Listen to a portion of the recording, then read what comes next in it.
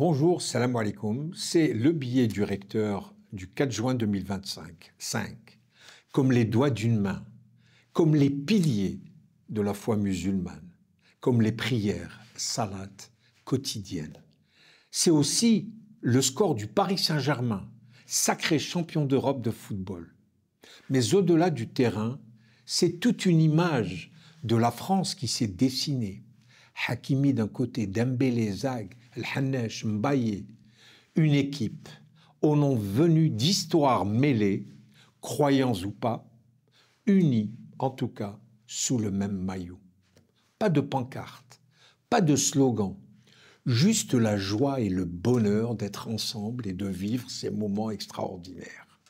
Et pourtant, quand Désiré Doué remercie Jésus, et c'est son droit le plus absolu, personne ne s'inquiète pour la laïcité si chère à la France. Mais si un joueur avait dit « Alhamdoulilah », le climat certainement aurait changé. Car en France, Dieu n'a pas le même goût selon l'accent. Et sitôt le match terminé, les écrans se sont remplis d'images de désordre, de visages floutés, mais toujours trop typés, trop venus d'ailleurs. L'indignation fut immédiate et on reprend nos slogans avec les mots qu'on connaît, barbare, étranger, frère. Même ce mot devient suspect, frère. Ekhil Aziz, mon frère. C'est extraordinaire.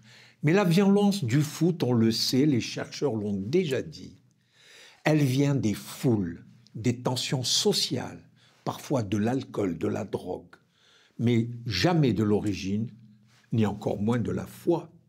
Accuser aujourd'hui l'immigration, c'est vraiment détourner le regard. Ce qu'on n'a pas montré, c'est cette mère de Hakimi, l'épouse de Dembélé, voilée, mais digne et discrète. Aucune alarme dans les médias, ou presque. Aucun débat sur le voile. Aucune menace sur le sport.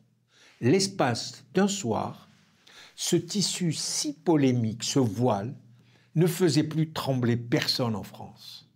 Était-ce un progrès ou juste une parenthèse?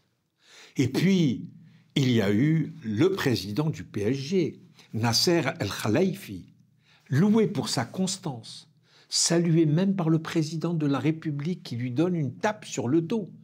Ce soir-là, son accent arabe lorsqu'il parle français n'a nullement effrayé. Le mot musulman, ce soir-là, ne dérangeait plus. Il faisait partie, enfin, du triomphe. Alors je regarde ce chiffre 5.